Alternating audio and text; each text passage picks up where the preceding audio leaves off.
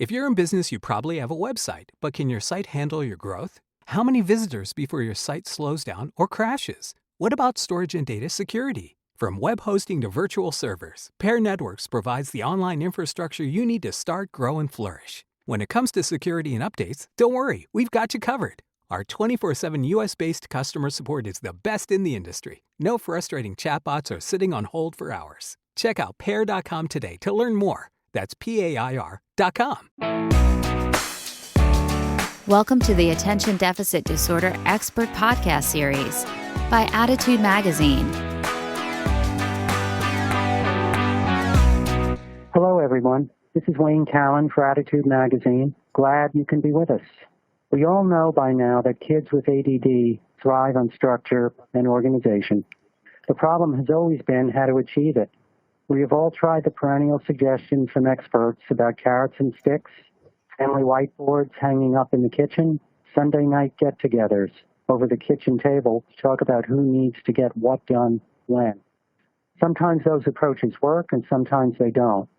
And if they do work, they sometimes begin to unravel as effective organizational tools, and we are left at square one. So what should we do? How do we come up with systems that last? And more importantly, what are those systems exactly? We are pleased to have Elaine Taylor-Klaus and Diane Dempster with us today to give us tips and strategies for creating systems and structure that stick. They are co-founders at ImpactADHD.com, whose goal is to help parents stay sane while raising complex children. They have co-authored Parenting ADHD Now, Easy Intervention Strategies to Empower Kids with ADHD, and co-creators of the behavior management program, the Sanity School course for parents and the Sanity School course for teachers. Elaine and Diane will give an in-depth presentation about creating structure at home and school, and then they will take your questions. Well, I'll turn over the webinar to you two now. It's great to have you here today. Thanks, Wayne. It is fabulous to be here. Hi, everybody. I'm Elaine. And I'm Diane, and we are so glad to be with you today. Why don't we jump in and talk a little bit about who we are and why we're here? And you'll find out through this process that one of us is ADHD and one of us is not, and I'm the one who's not ADHD, but I do have a lovely family of two wonderfully ADHD and quirky kids.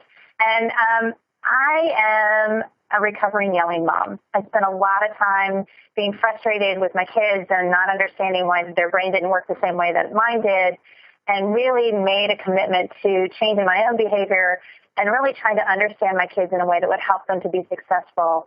And a lot of that changed when I became a coach. So let me hand it off to my partner here and have her talk a little bit about her story, and then we'll jump in.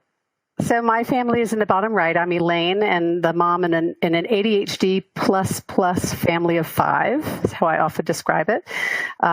We have a lot of complex issues between the 5 of us. Everyone has been diagnosed with ADHD, and then there's a whole bunch of learning disabilities and anxiety and some other medical and neurological issues that we deal with. So we have a lot of chronic medical management in our home. On the outside, we look like a nice, happy, easygoing family, as you see in this picture. And oftentimes on the inside, it looks and feels a little bit more like this. Now, this is not actually our garage, but it certainly could have been at any stage of our life. And I think that part of what brings me to this conversation today is the years that I spent, the first 10 years of my life as a parent really, really, really were hard. And I was not on top of things, and I couldn't figure out how to get a handle on it. That's what drove me back to become diagnosed with ADHD in my 40s, because when I realized my third kid had it too, clearly something else was going on, and it wasn't all just my husband's neurology. So what we're going to talk about today is how to bring a little order to the chaos that it feels like our lives are, and they're usually not as bad as it feels, although sometimes it is. And what we found, Diana, do you want to go? We'll go through these one at a time. Is that there's sort of 6 key challenge areas that families face when you're raising kids with complex issues, with ADHD, with ODD, with all of the other kinds of anxiety, all the other kinds of issues that tend to come along with ADHD. Yeah. So the 6 are emotional intensity, organization, relationships, whether it's the kid and the adult or the kid and the other siblings, those sorts of things. Or with the adults with each other, right? Yeah, logistics, which is kind of like getting up and out the door in the morning, getting homework done, those sorts of things. There's an impact on the adults in life. So even if you have a child with ADHD, it can impact the parent. It can impact the teacher that's working with them. And it's certainly not what we expected when we started this process. So recognizing that we're part of the dynamic is really critical. And there's also impact, obviously, on school and work and getting things done. And what we figured out in the work that we've been doing this now for almost 10, I've been doing that for over 10 years. We've been together for 8 years in Impact ADHD, is that these challenges basically fall into two categories. We have the tactical issues that we have to deal with on a day-to-day basis, the logistics, the getting up, the getting organized. And then we have the emotional stuff, the tantrums, the frustration tolerance, the relationship issues. And both of those are key challenge areas. And when we're looking at systems and structures, we have a tendency to look at the tactical stuff, to look at the stuff that needs to be done and forget about the emotional stuff. And so part of what we want to introduce today is to remember that whenever you're creating any system and structure, that we have to include both the tactical and the emotional. We want to look at the impact on the whole person of what's going on and not just the issue we're dealing with, right? When we do that, and we do that for a couple of reasons. One is because it's, this is a challenge in the brain. And the other is that a lot of what's going on from an emotional perspective is overwhelm and frustration. And so what we notice when we're talking to parents particularly is that parents responded to these, as Elaine mentioned, to primarily the logistical aspects of this. How do we get this done and how do we get that done? And let's make sure this is taken care of. And we kind of approach it in two different ways. One is it's sort of taking over. We get lots of lists. We kind of organize. We get to-dos. We get all kinds of more structure-oriented sorts of responses. And then the other is more of a kind of a frustrated response. And that's just this person has kind of got that look on her face like, why can't they just? And so it's that can be the emotional response. The other can be more the tactical response. We want to make sure that we're thinking about both of those as we put a system and structure in place. So we want to make sure that we're looking at both the tactical and the emotional when we're creating any kind of a system or structure, right? And there are lots of different kinds. We're not going to go through an exhaustive list of the different kinds, but generally in this community, we are usually using systems for one of three reasons. Either we're trying to create reminders, sort of an externalizing how we remember to do things. We're trying to get ourselves started again or get ourselves activated, or we're trying to reclaim the brain from an emotional upset. Those tend to be the three areas, right? Well, and the reality is that most of these kids, whether we're talking about anxiety or ODD or ADHD, we're talking about executive function challenges. So the systems we're creating are designed to really accommodate and support kids with executive function challenges. And so these are the three core areas. And the reality is, as we say, that any solution that would be effective really addresses not just the practical aspects of it, but the emotional. Because what happens is you've got an overwhelmed kid, you've got an upset kid. Their ability to participate in any kind of structure is really very limited, and so you want to make sure that you're taking care of the emotional. Well, and Diana, I've been taking this course in conversational intelligence, and there's a ton of research about the relationship between trust and the frontal lobe, and that when people don't feel trusting or safe, it impacts and challenges and triggers their ability to access their executive function and their organizational. So part of addressing the emotional is making sure that we and our kids are feeling trusting and safe before we dive into any structure, because otherwise we're setting ourselves up for failure. Yeah. So what do we mean by putting it in context and making sure we think about these sorts of things? What we're sharing here, we're not going to go through in detail, but we've got an entire model that we've created. We call it the Impact Action Model. And it's really designed to address any of those core challenge areas we talked about, the emotions, the school, the logistics, the relationships, all of those.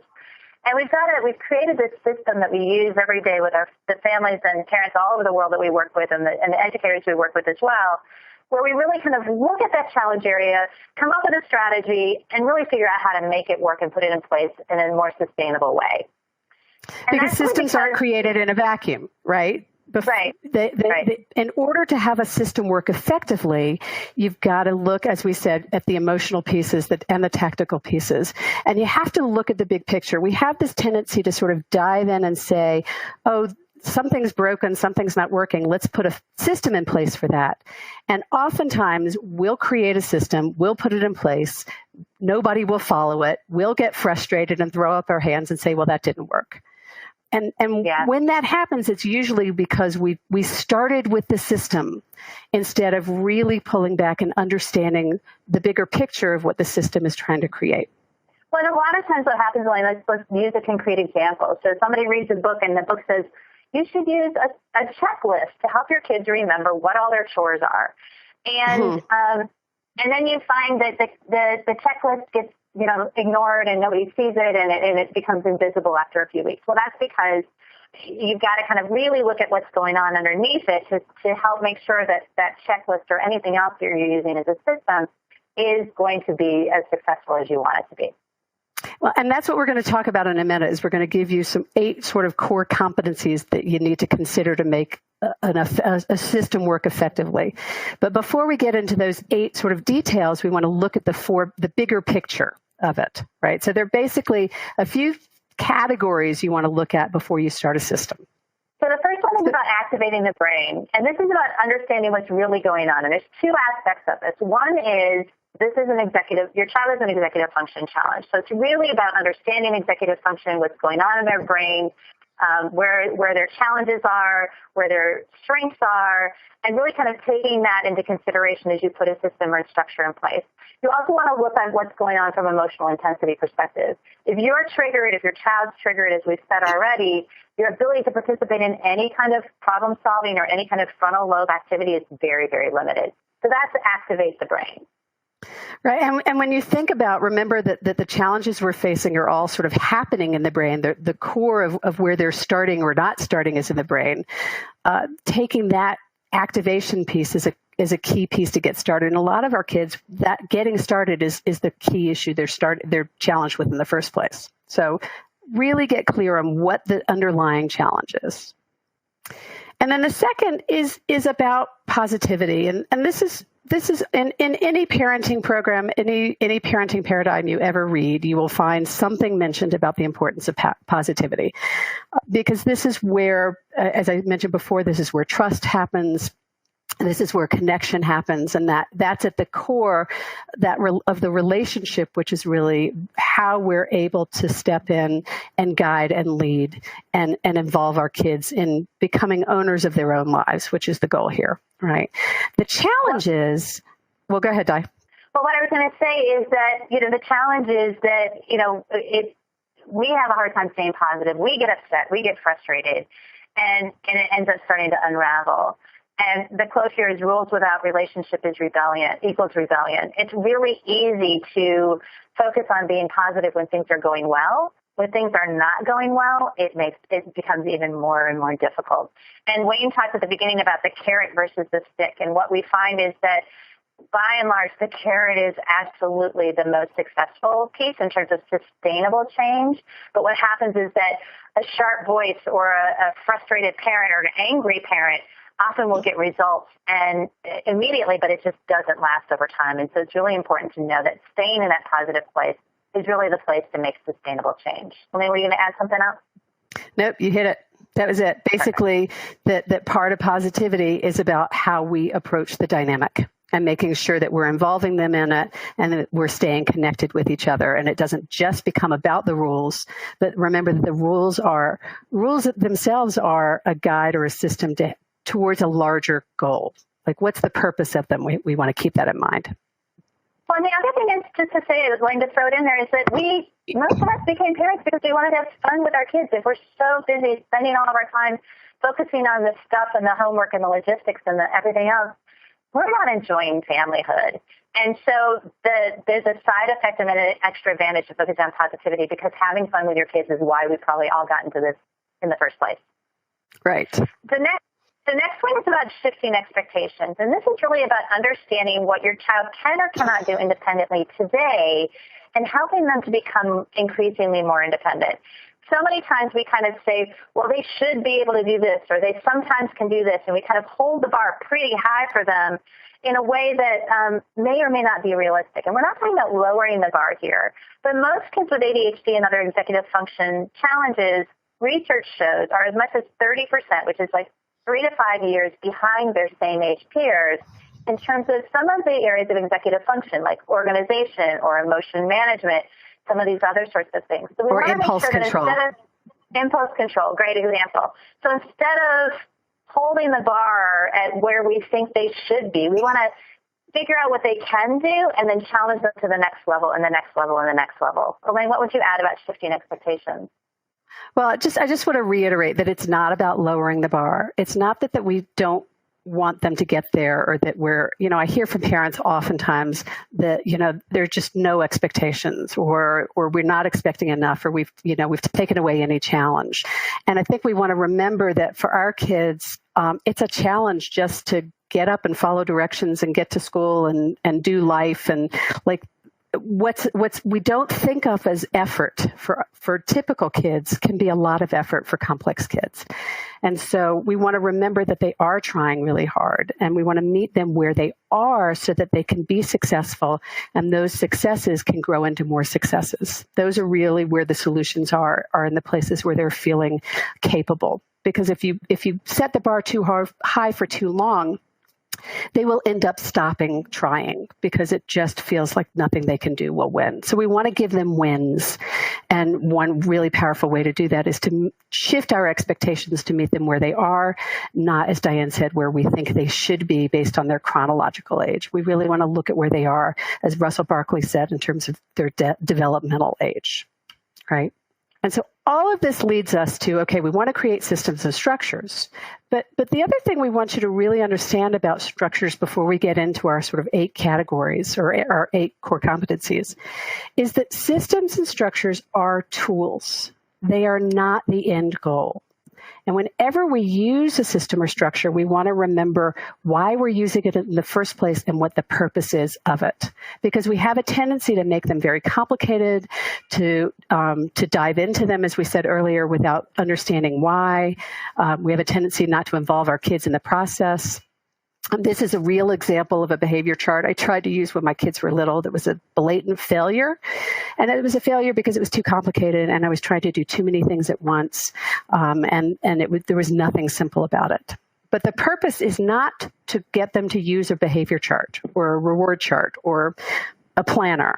The purpose is to understand why we're trying to use the planner or why we're trying to adjust an impulsive behavior in a classroom or whatever the goal is, and to keep our mind on the goal and let the structure support us towards the goal and not become the goal itself.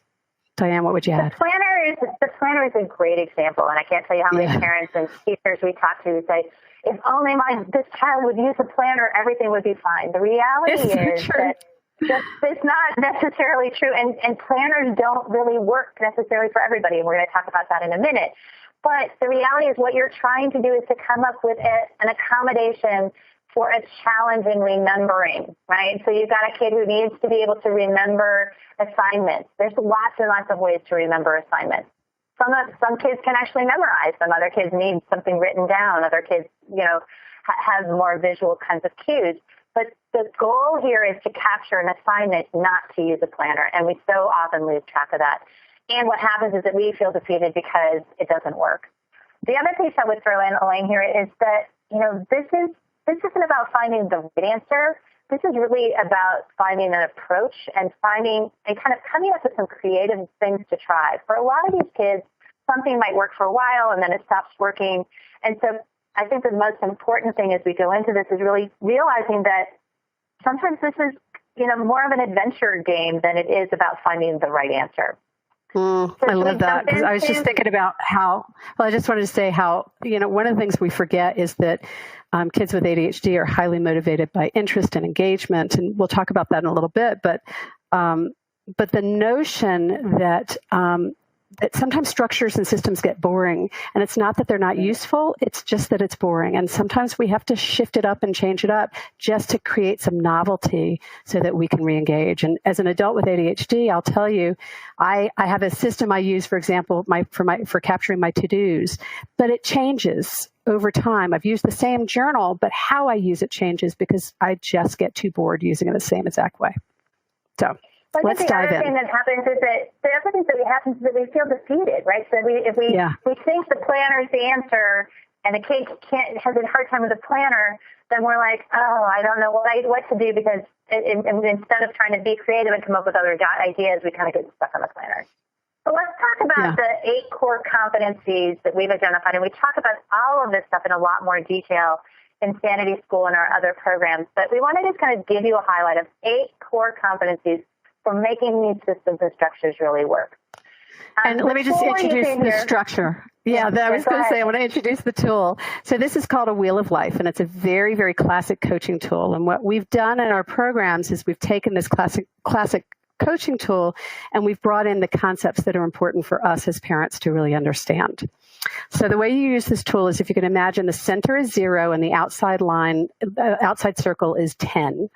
On a scale of 1 to 10, we want you to sort of look at these different areas as we go through them and ask yourself, how satisfied am I with how I'm exercising this part of putting systems in place? And this is not designed for you to beat yourself over the head or judge yourself, but just to slice in time, a moment of time to just sort of evaluate, how's it going for me? How do I feel about it?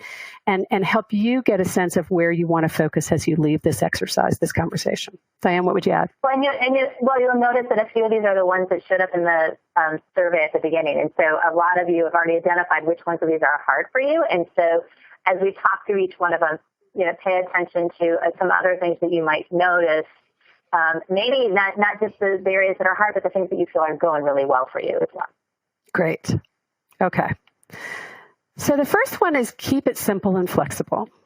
And the image you see is of a bridge, because a bridge is probably one of the most complex pieces of engineering in the world. And yet, in order for it to work, it has to have flexibility. It has to have movement. And there's some simple sort of components that make them work or not work. So when we create systems, we've mentioned earlier, we have a tendency to make them more complicated than they need to be, either for our kids or for us to manage them. And so the simpler, the easier to understand, the more effective they're going to be. But there also has to be some wiggle room, some movement in it. There has to be you don't want it to be so rigid that it's going to break or fall. You want to be able to have enough flow in it so that if something happens where there's a late day today or there's an early day tomorrow, that you can make some shifts and adjust accordingly based on what's happening in your real life. And again, it sort of goes back to the goal is not the structure. The structure is a means to an end. So have some flexibility so that it works in your life. Diane, what would you add? Yeah, the other piece about keeping it simple is something we teach called taking aim. And taking aim is about picking one particular area. I was looking back at that chart you showed a few slides ago that we have so many things on it, and pluses for this and minuses for that, and we do that so many times. And it's really difficult. It can become overwhelming for you as a parent. It can be overwhelming for the child as well. But you really want to try to tackle one area at a time as you're trying to create a new structure or a new system. So that doesn't mean take aim on mornings. That means take aim on getting out of bed or eating breakfast or getting dressed or brushing teeth, right? Really narrow in your focus so that you can achieve some success and really keep the structure you're putting into place simple. Yep. The second one is about motivation. And I know that a lot of you said that motivation was an issue for you. And Elaine, you talked about this a few minutes ago about the kinds of things that motivate the ADHD brain. We've come up with this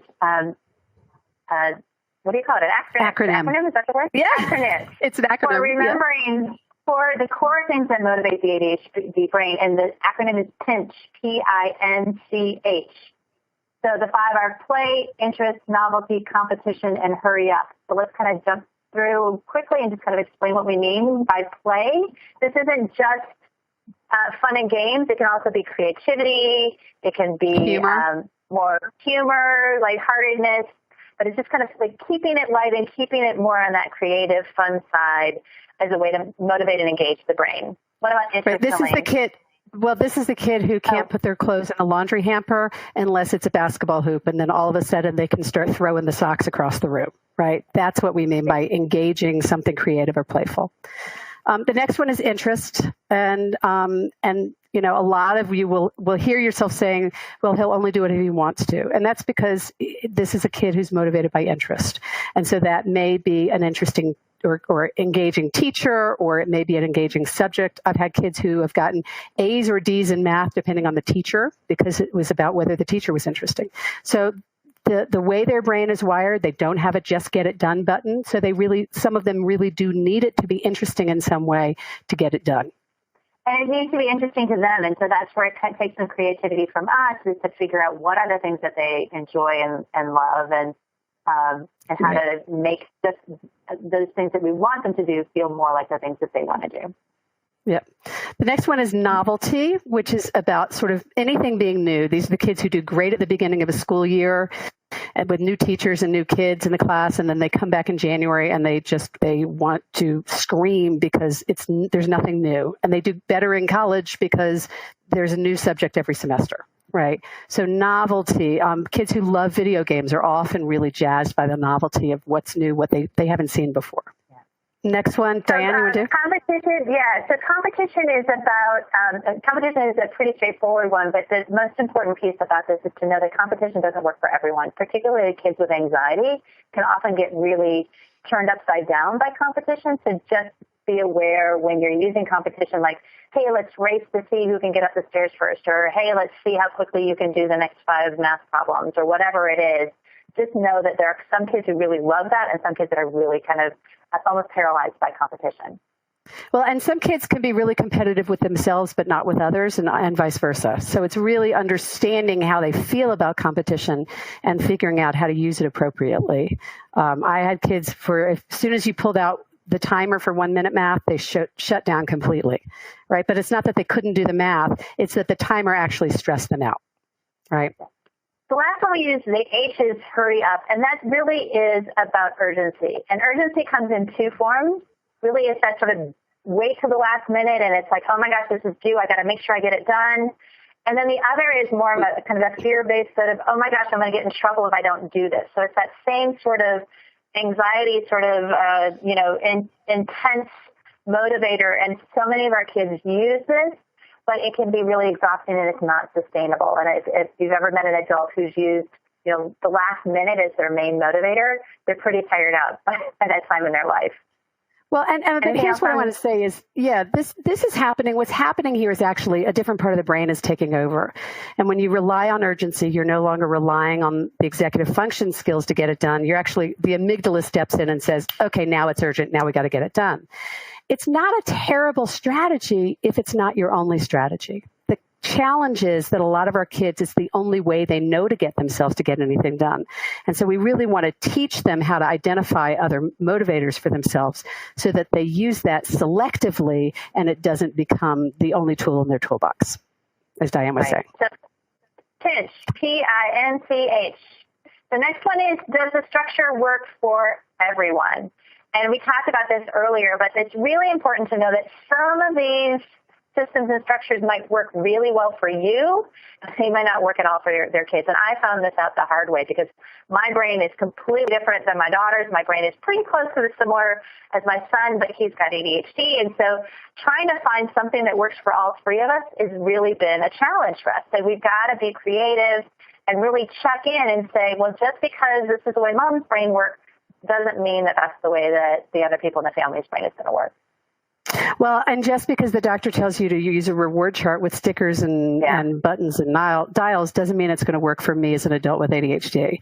So when I finally figured out I had to create a really, really simple system for me that was just, points and no points or whatever it was, that's when it was able to work for everyone because it had to work for me too. So if you're having a hard time with a system or structure, know that it's okay and that you might need to try something different if it's not working for you personally or if it's not working for one of your kids. Absolutely. The next one is about failing forward. Yeah, you want to talk about this one, Elaine? I know you love this one.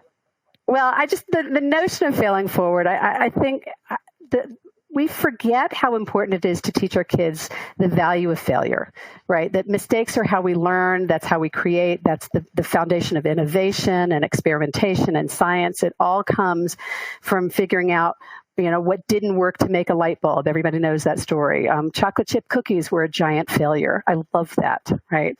So really to create an environment that makes it okay to make mistakes and to learn from mistakes is an essential part of raising these kids.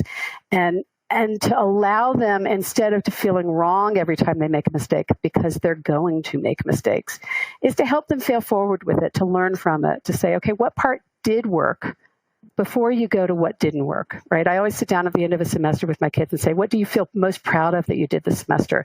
What did you like? What teachers, what subjects, what did you feel good about how you were learning? Before we look at there was a C on that or whatever it was. So start with the positive, what worked, and then move to what didn't work and what do you want to do differently.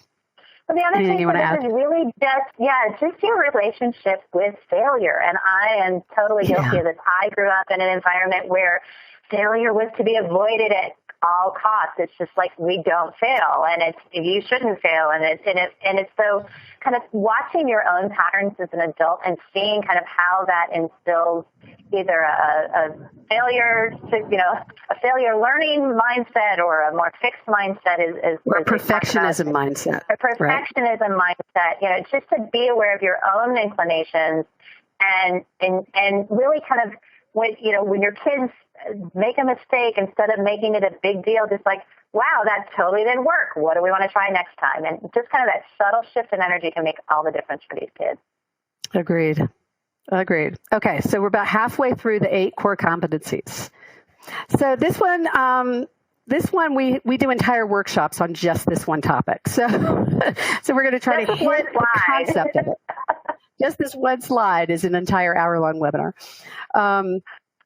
But what this is about is getting really clear on what our role is as a parent and how our role needs to shift in relation to our kids to empower them to become more independent. And basically, over the years of raising our kids, we shift as adults through these 4 phases, whether we're parents or teachers. And what we want to understand is that it's us that's doing the changing here. It's how we talk to them. It's how we change our language. It's shifting from directing to asking questions. That's what it begins to transfer ownership from us to them. And, the image here is passing the baton. And we like to talk about this notion of when you pass a baton in a relay race, you pass the baton and then you make sure they've got it and they've got their hand on it before you let go. And as parents, we want to get in this notion that we are passing the baton one step at a time to our kids to take ownership of their lives. And you're going to still be managing some parts of it, and they're going to be managing others. And how we relate to that is what this section is all about.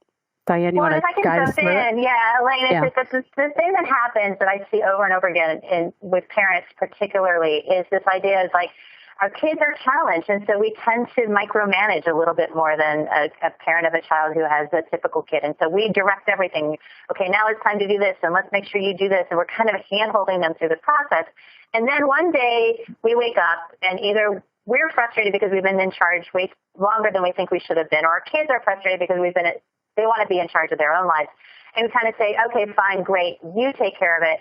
And then they fail miserably because they haven't learned how to be independent. And so what's important here is that baton handoff is the process of our kids learning how to be independent with regard to doing their homework, learning how to be independent with regard to getting up and out the door on time, with regard to, hanging up their towel. Whatever the challenge is that you're facing, there's a process there from you telling them what to do to them being able to do it completely on their own. And that's really what these 4 phases are about, without going into the details, that there's steps in between I'm in charge or you're in charge that we tend to lose track of.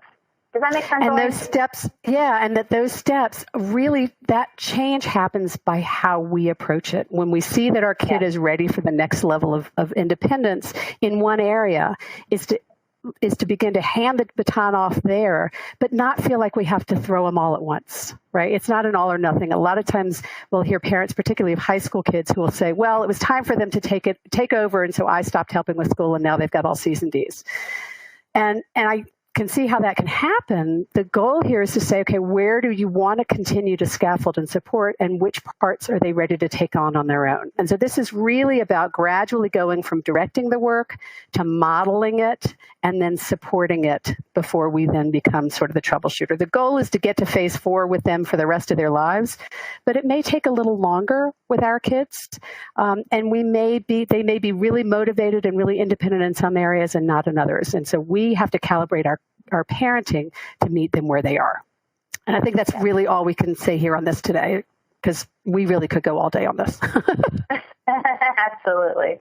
Parents ask us all the time, I don't want to enable my kids. I want to support my kids. And really paying attention to that handoff is what is the difference. So if I'm always thinking not just about helping my kid do the thing at hand, but I'm also helping look at how to help them become more independent, then I'm always supporting my child instead of enabling them.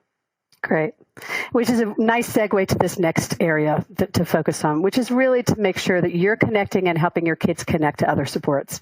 And the fundamental notion here is creating an environment that makes it okay to ask for help. And this is so key. I believe, this is just my opinion, that if we could teach our kids one thing to be successful in life and one thing only, it would be learning how and when to ask for help and be okay with asking for help. Because so much what prevents our kids from being successful is that they don't want to need help, and they resist it, which is a natural tendency, and we want to create an environment that makes it okay. So part of that is us asking for the help we need and learning how to connect to other supports, not to impose it on our kids, but to teach them that we all use help in our lives. I don't know about you, but I don't do my own taxes. I go for help for that.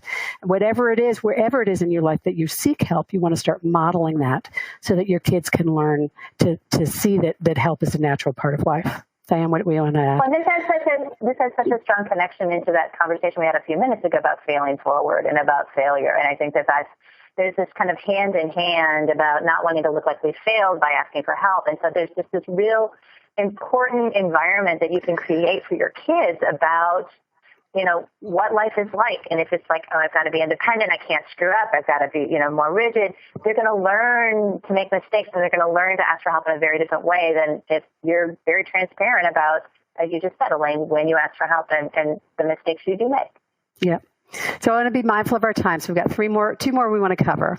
How are you doing on focusing on the process, not the results? Our kids are process kids. The challenge that most of our kids face with ADHD or ODD or anxiety is that they have trouble putting processes in place to manage their lives, and they don't really see the processes. They don't have an awareness around them. And when we're only focusing on the end result, did you get the A? Did you get the grades? Did you complete the task? We're not teaching them how to go through the process of focusing on process in life. So here we really want to talk about, when we're putting systems in place, is make sure we're rewarding and acknowledging them for using the process of the system, even if the outcome isn't quite where you want it to be yet. Well, I think that the other piece of it is that this is an opportunity to celebrate. And we always talk about celebration and about motivation. And one of the things that motivates people is success. And so if you wait for the end result, you miss extraordinary opportunities to celebrate and keep things and motivate. Mm-hmm. Yeah, I mean, you give an example a lot when we do workshops on this topic on the notion of, maybe your kid took the plate to the sink but didn't put it in the dishwasher. Before you say you didn't put it in the dishwasher, start by saying, thank you for bringing it to the sink. Would you please put it in the dishwasher? That helps them break it down and see what they did do instead of only what they didn't do. And you can do that in studying for test instead of what the grade is, or wherever it shows up.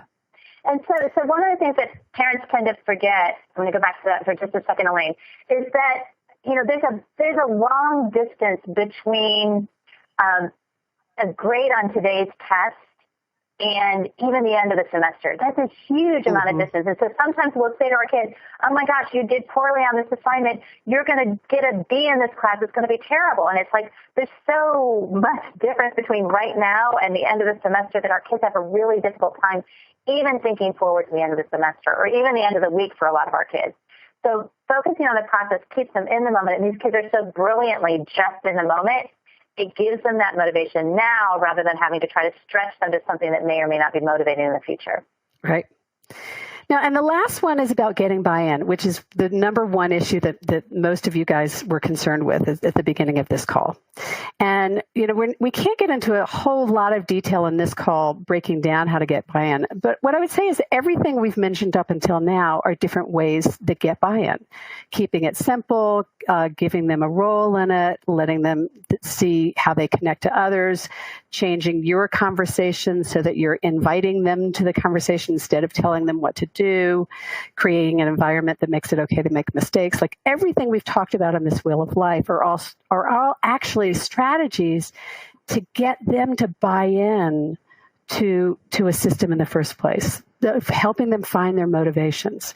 And it's really core to everything. If it's not their agenda on some level, it is going to be hard to get them to do it, because right now, oftentimes what I find is it's my agenda as a parent. This is what I hear from parents a lot. I want to get them to use the planner. I want to get them to study. I want to get them to whatever it is. And if they don't take the ownership as theirs, then it's going to be a really difficult battle. And so part of this is about helping them begin to see themselves as owners of their lives. And that's a huge piece to this. Diane, what do you want to add to it? Yeah, what I want to say is that this is a real challenge, because there are a lot of things that these kids have either given up on or they're not yet interested in. And so lots of parents have a long list of things that we want our kids to be bought into that they are not yet bought into. And so the thing that I always tell parents is start with something that they do want to see changed. And the kids want to see changed. The kids want to see changed, right? Exactly. Yeah. And so these kids, very few of these kids have one challenge. And we talked about the 6 key challenge areas at the beginning. There may be something that they don't like about what's going on. They may not like that mom's yelling at them. They may not like that their friends, are not as available for them because they're having a hard time socially. They may not like being disappointed when their teacher is disappointed. So, it's like about figuring out what it is that does motivate them, what they might be interested in tackling. Take aim on that first, get some success, get some buy-in, and then go back and try to collaborate on some other areas that may be more important to you than they are to them. But really kind of having those positive conversations can be really helpful to figure out what it is that they want to see changed. So back to the wheel. I've sort of pulled us back to the wheel. These are the areas that are really core to creating systems that really work. And we want you to take a minute as we wrap this up. And those of you who have questions, now's the time to put them into the Q&A box. We're about to close up and move into questions.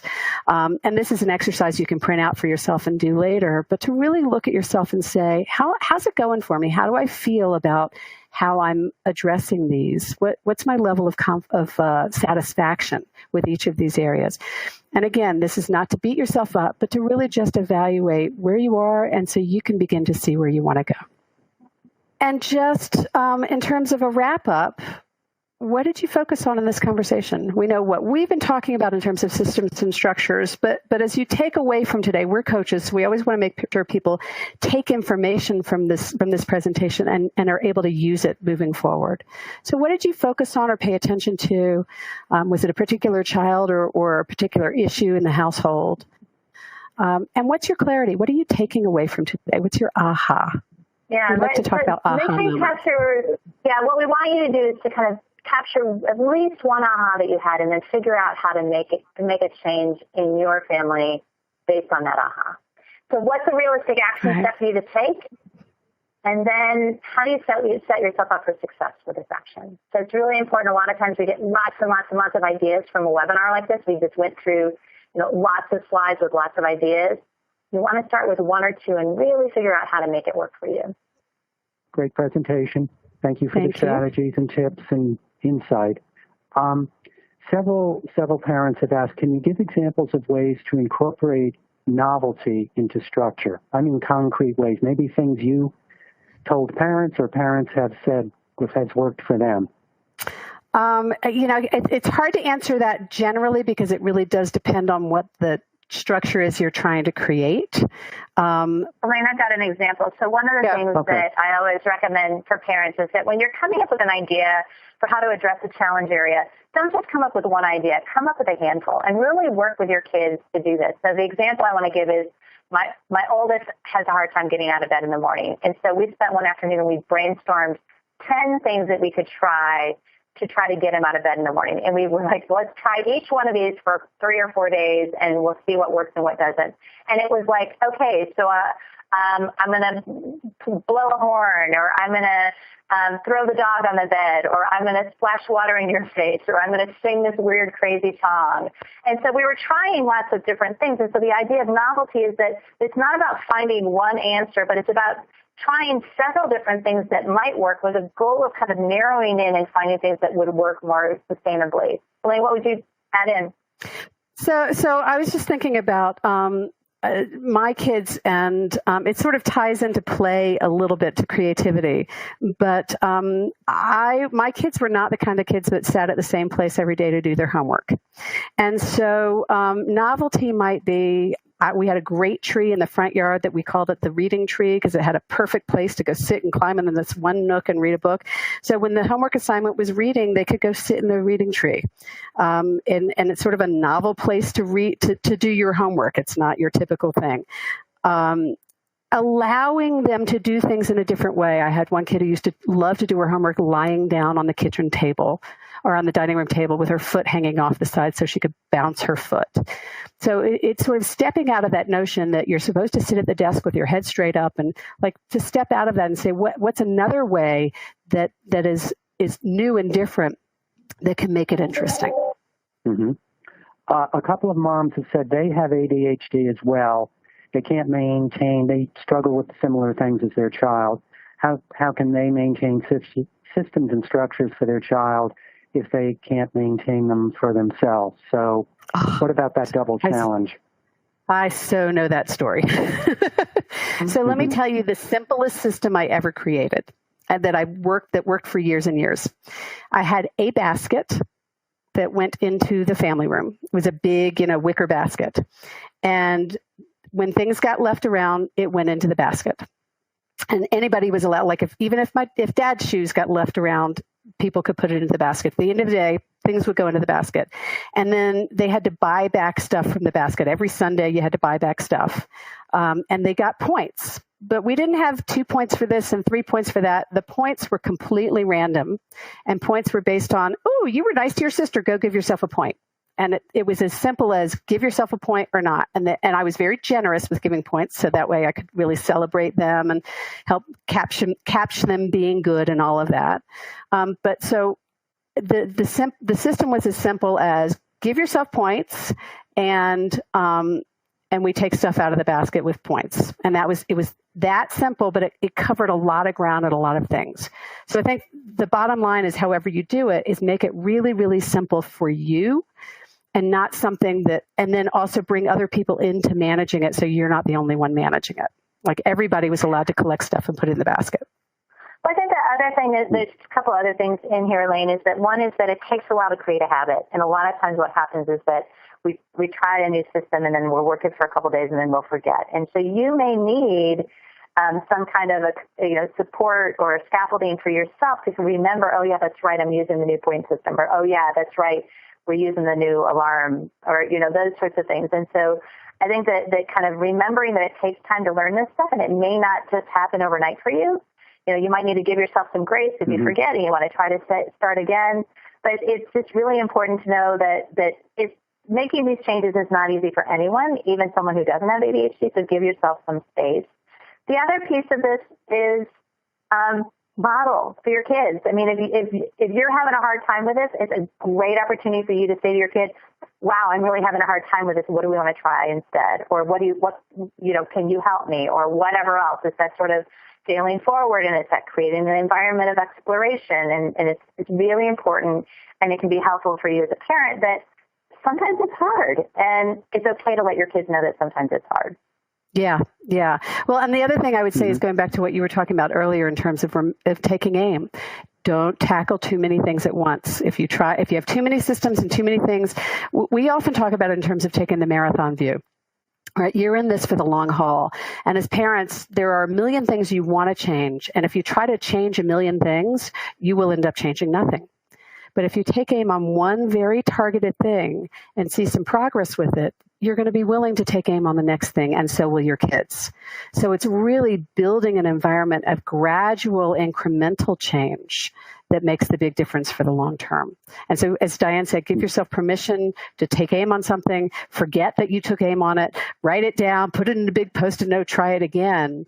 As you say, give yourself grace, because you're not going to do it all right the first time. And we haven't said this today, but I think it's really important.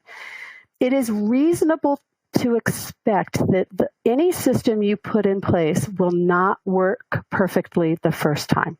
It is unreasonable to think you're going to put a system in place and it's just going to work and everybody's going to toe the line. It's going to be great. More often than not, you got to go back and look at it. We call it rinse and repeat. It's part of the model. More often than not, you have to go back and say, okay, what worked? What didn't work? How do we want to tweak this or change this and try it again? Because it's very, very rare that a system's going to hit it the first time without any changes. That's a good perspective, right? This one's a tough one, and it's due to the fact that ODD is in the title of the webinar. What do you do when you're able to create systems, even co-create them with your child, but in practice your child is oppositional and defiant? It's a tough one. I think that the important thing about ODD and defiance is really about understanding triggers and understanding what is and isn't realistic when you've got a kid who's really upset and triggered, or when you're really upset and triggered. And so I think that it can be really helpful to make sure that job number one is, how do I get my kid unraveled from this trigger? So if your kid is upset, it's going to be really hard. And if your kid is upset a lot of the time, the system and structure you want to really start with is, how do I help my kid to calm down? And if you don't have a solid structure in place that works consistently for how to help you calm down or how to help your kids calm down, that's really the place to take aim. That way you can get into problem solving on the other sorts of challenges that you have. Elaine, what would you add? Well, several things come to mind. First of all, it's that when you're looking at oppositional defiance, the research is really clear that the behavior management kinds of things that we're talking about today, and this is all what we call behavior therapy, right, or behavior management. These are most effective for kids with ODD, right, even more than just kids with just ADHD. So, and the change is a little slower. It takes a little more time. The buy-in becomes more important. Oftentimes what's happening with ODD kids who have ODD is that they are feeling a supreme lack of control in their lives. And when they're feeling out of control, they are doing anything and everything they can to exert control. And so if you start by understanding what's behind the opposition, they're not oppositional just to be oppositional most of the time. Generally speaking, they're being oppositional because of something. They're afraid, they're scared, they're upset, they're disappointed, they're frustrated in themselves or someone else. Like, there's a reason. And so with those kids, you really want to take the time, and in our model, we talk a lot about getting curious, collecting information. And so you really want to step back before you get to a system or structure with these kids and understand what's behind the opposition. And that's really the access point to begin to help bring them into the process. So it is a much more complicated conversation, as you alluded to, Wayne, when you are dealing with oppositional issues, that we can't tackle that all in this couple of minutes. But what I will tell you is that this method works for it. It works quite effectively. We just have to get into a little bit more nuance, and you have to spend a little more time early on really understanding what's behind the kids' frustrations. Mm-hmm.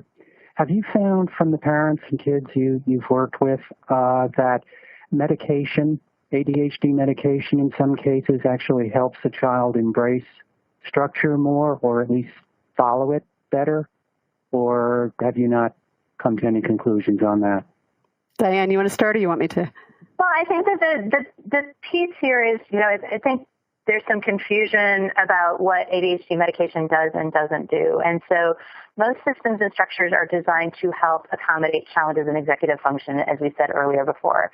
And so ADHD medication is not going to necessarily help the executive function challenges, but what it can do, and it's not just medication, but anything that really kind of helps to focus the brain, which is what ADHD medication is designed to do.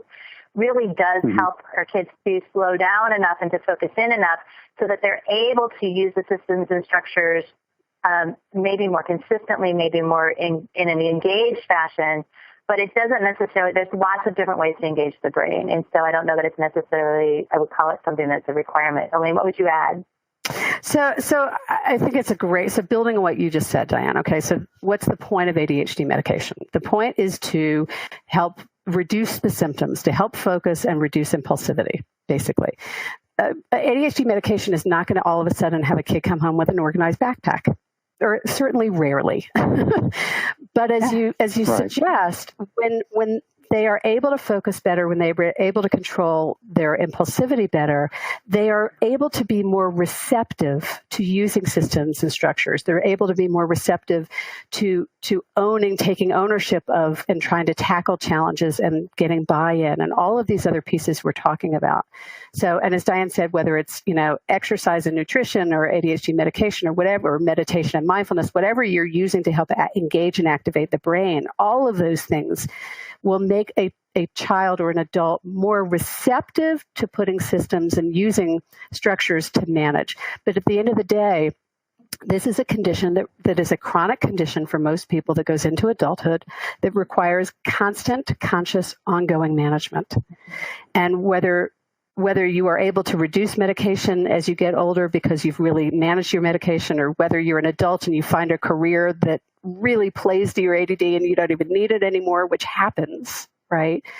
At the end of the day, you never stop managing your ADHD. You are always accommodating and managing it in some way. It's just understanding that and using all the tools that are available to help you do that better and better. That's what the process is about. It's an ongoing process of management. That's a good point. That'll have to be the last question. We're about done. It was terrific. Wow. Great insight. Wow. And thank you both for being here today and sharing your expertise. Is really excellent. Truly a pleasure. We really appreciate being here and are happy to support and be available in any way we can. Thanks for having us. Great. Thanks, Elaine. Yes, thank you. And have a good day, everyone. For more Attitude podcasts and information on living well with attention deficit, visit attitudemag.com. That's ADDITUDEMAG.com.